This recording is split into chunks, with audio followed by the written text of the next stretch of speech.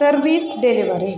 Service delivery framework is a set of principles, standard, policies and constraints to use to guide the designs and development.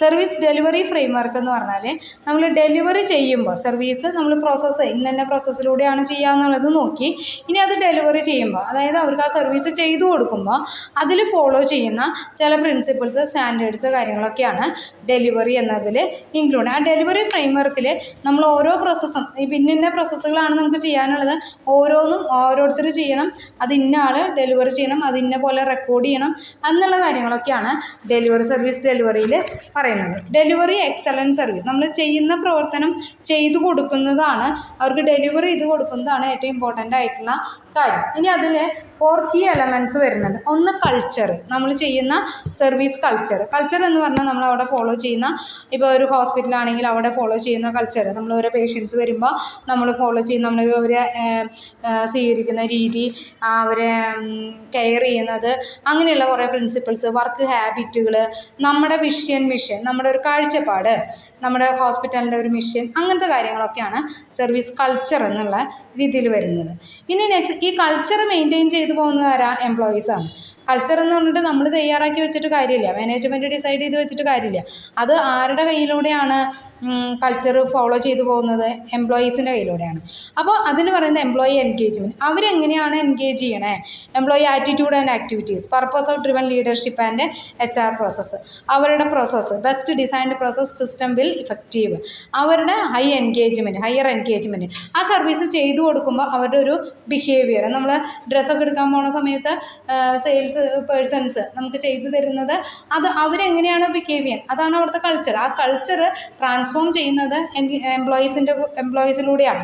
അതാണ് employee engagement എന്ന് പറയുന്നത്. ഇനി service quality, അതായത് process and performance management സിസ്റ്റത്തിൽ പറയുന്നത് എന്താണ്? അവരുടെ ക്ലയൻറ്റിനോട് ചെയ്തു കൊടുക്കുന്ന കാര്യങ്ങളിലുള്ള ക്വാളിറ്റി, അതാണ് സർവീസ് ക്വാളിറ്റി.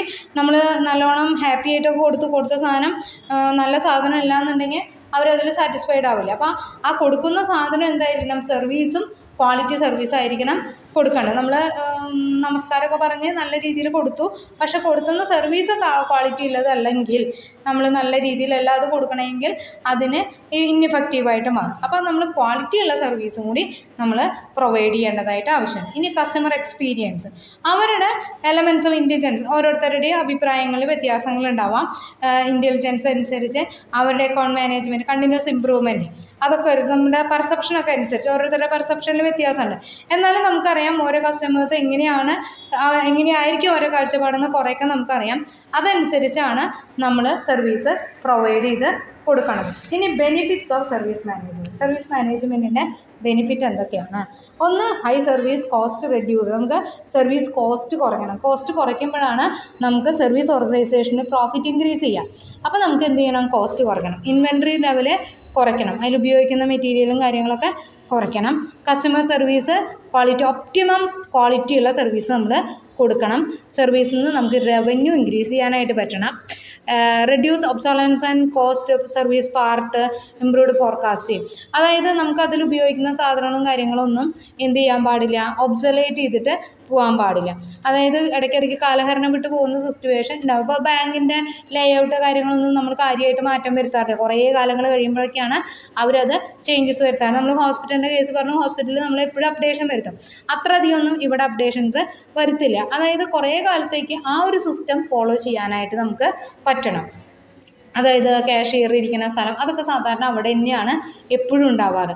അപ്പോൾ അതൊക്കെ നമുക്ക് എന്ത് ചെയ്യാൻ പാടില്ല? മാറാനായിട്ട് പാടില്ല. ഇമ്പ്രൂവ് കസ്റ്റമർ സാറ്റിസ്ഫാക്ഷൻ ലെവൽ, എപ്പോഴും കസ്റ്റമർ സാറ്റിസ്ഫാക്ഷൻ ലെവൽ ഇമ്പ്രൂവ് ചെയ്യാനായിട്ട് ശ്രമിക്കണം. റെഡ്യൂസ് എക്സ്പെഡിറ്റിംഗ് കോസ്റ്റ്, നമ്മൾ അതിന് ചിലവാക്കുന്ന കോസ്റ്റുകളൊക്കെ കുറയ്ക്കണം. മിനിമൈസ് ടെക്നീഷ്യൻ വിസിറ്റ്, അതായത് ഇടയ്ക്കിടയ്ക്ക് ടെക്നീഷ്യൻ വന്ന് വിസിറ്റ് ചെയ്യേണ്ടതായിട്ടുള്ള സിറ്റുവേഷൻ ഉണ്ടാവരുത്. നമ്മൾ പ്രോപ്പറായിട്ട് ചെയ്യണം, കൃത്യമായിട്ട് പഠിച്ചറിഞ്ഞിട്ട് വേണം കാര്യങ്ങൾ ചെയ്യാനായിട്ട്. അപ്പോൾ നമ്മൾ ഇടയ്ക്കിടയ്ക്ക് കംപ്ലയിൻറ്റ് വന്നിട്ട്, ഇപ്പോൾ സിസ്റ്റം കംപ്ലയിൻറ്റ് വന്നിട്ട് ടെക്നീഷ്യൻ വരുന്ന സിറ്റുവേഷൻ ഉണ്ടല്ലോ, അത് മാക്സിമം റെഡ്യൂസ് ചെയ്യണം. നമ്മൾ ആ പ്രോസസ്സുകൾ പ്രോപ്പറായിട്ട് ചെയ്യണം. കൃത്യമായിട്ടുള്ള ഓർഡറിൽ കൃത്യമായിട്ടുള്ള ആൾക്കാർ അത് ചെയ്തു കഴിഞ്ഞാൽ നമുക്ക് കൃത്യമായിട്ടുള്ള സർവീസ് പ്രൊവൈഡ് ചെയ്യാനായിട്ട് സാധിക്കും. ഓക്കെ.